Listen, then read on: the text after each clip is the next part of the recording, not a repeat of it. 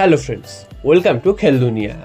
আগামীকাল হতে চলেছে এসিএল 2 এর ড্র, অর্থাৎ কোন গ্রুপে কোন টিম পড়বে সেই ড্র কিন্তু আগামীকাল হবে এবং মোহনবাগান রয়েছে পট 3-তে। তো মোহনবাগান কোন গ্রুপে পড়বে সেটা কিন্তু কালকেরই জানা যাবে। এটা কিন্তু লাইভ দেখানো হবে এবং ইউটিউব চ্যানেলেও কিন্তু এএফসির যে ইউটিউব চ্যানেল আছে সেখানেও কিন্তু এটা টেলিকাস্ট করা হবে। তো আগামীকালই জানা যাবে যে মোহনবাগান কোন গ্রুপে পড়ছে। যদিও মোহনবাগান ওয়েস্ট এশিয়া গ্রুপ, সেই গ্রুপেই কিন্তু রয়েছে, ওয়েস্ট এশিয়ার দিকে যেসব টিমগুলো রয়েছে সেই সব গ্রুপেই কিন্তু মোহনবাগান পড়বে এবং মোহনবাগান পট 3-তে রয়েছে এই মুহূর্তে। তো যা মনে করা হচ্ছে মোহনবাগান কিন্তু কোনো শক্তিশালী দলগুলোর বিরুদ্ধে কিন্তু মোহনবাগানকে খেলতে হবে এবং সেখান থেকেই কিন্তু তাদেরকে একটা ভালো রেজাল্ট করতে হবে।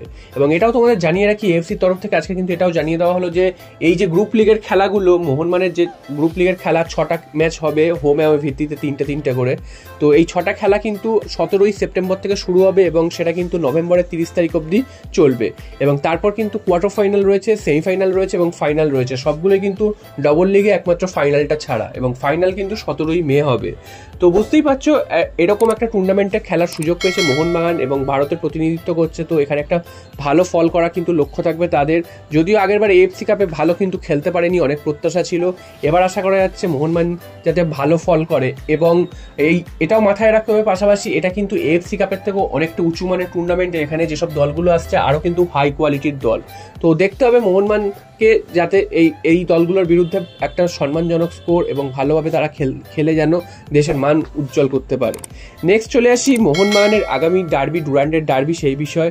তো আর যেটা জানা যাচ্ছে যে মোহনবাগান ডুরান্ডের ডার্বিতে কী দল নামাবে সেটা মোটামুটি ঠিকই আছে, তবে জেমি ম্যাকলারেন খেলবেন কি খেলবেন না এটা নিয়ে কিন্তু একটা ধোঁয়াশা রয়েছে। কারণ জেমি ম্যাকলারেন অনেকদিন হয়েছে এসছেন, তিনি তার ঘাড়ের চোটের জন্য বেশ কিছুদিন প্র্যাকটিস করছিলেন না, বল পায়ে নামছিলেন না।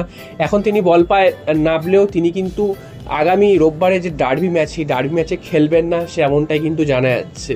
যদিও মোহনবাগান ম্যানেজমেন্টের তরফ থেকে কিছু জানানো হয়নি, এটা কিন্তু ভেতর থেকে জানা যাচ্ছে যে জেমি ম্যাকলারেনকে ছাড়াই কিন্তু ডার্বির দল সাজাচ্ছে। তো জেমি ম্যাকলারেন কিন্তু যে রিজার্ভ বেঞ্চ সেখানেও হয়তো তিনি থাকবেন না, তাকে তড়িঘড়ি রেজিস্ট্রেশন করানো হয়েছে। তবে তার চোটটা নিয়ে কিন্তু হয়তো সমস্যায় রয়েছে, তাই জন্য হয়তো তাকে না খেলানোরই সিদ্ধান্ত নেবে কোচ মলিনা, যাতে পরবর্তী ম্যাচে তাকে পেতে অসুবিধা না হয় বা পরবর্তী সময় তাকে পেতে অসুবিধা নয়, সেই জন্যই কিন্তু এই ডিসিশন বলে মনে করা হচ্ছে। এবং জেমি ম্যাকলারেন যে হঠাৎ করে ডার্বি ম্যাচে নেমেই ভালো কিছু করবে সেটাও কিন্তু আশা করা ভুল। তাই জন্য তার একেবারে ঠিক হয়ে একদম ম্যাচ ফিট হয়ে যে পরবর্তী ম্যাচগুলো থেকে খেলাই কিন্তু তার শ্রেয় হবে।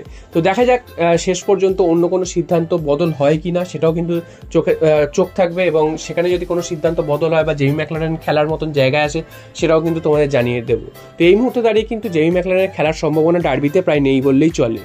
আর সবশেষে চলে আসি ট্রান্সফার আপডেটের কথায়। তো মোহনবাগানে কিন্তু এখনও একজন ডোমেস্টিক প্লেয়ার আসবে, সেটা কিন্তু মার্কাস মার্গুলো আবার জানিয়েছে এবং সেই ট্রান্সফারটা কিন্তু অগাস্টের লাস্ট উইকে হবে।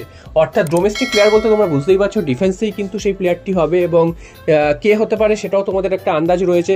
তবে এটাও মার্কাস পাশাপাশি আরেকটা টুইটে জানিয়েছে, সেটা হচ্ছে মোহনবাগানের সাথে যে কেরালা সোয়াপ ডিলটা হওয়ার কথা ছিল, অর্থাৎ প্রীতম কোটাল আসবেন কিনা, তো সেটা নিয়েও তিনি জানিয়েছেন যে এখনও অবধি কিন্তু ডিলটা একই জায়গায় ঝুলে রয়েছে। অর্থাৎ কেরালা ব্লাস্টার্স মোহনবাগানের এমন একজন প্লেয়ারকে চাইছে যেটা কিন্তু মোহনবাগান দিতে রাজি হচ্ছে না। সেটা যদি মোহনবাগান রাজি হয়ে যায় সেক্ষেত্রে কিন্তু কেরালা ব্লাস্টার্স তো কিন্তু তাদের প্লেয়ারকে ছেড়ে দেবে, অর্থাৎ তাদের প্লেয়ার বলতে প্রীতম কোটালকে ছেড়ে দেবে। এবং যেটা জানা যাচ্ছে কেরালা ব্লাস্টার্স কিন্তু অভিষেক সূর্যবংশীকে চাইছে, তো অভিষেক সূর্যবংশীকে দিতে মোহনবাগান কিন্তু নারাজ।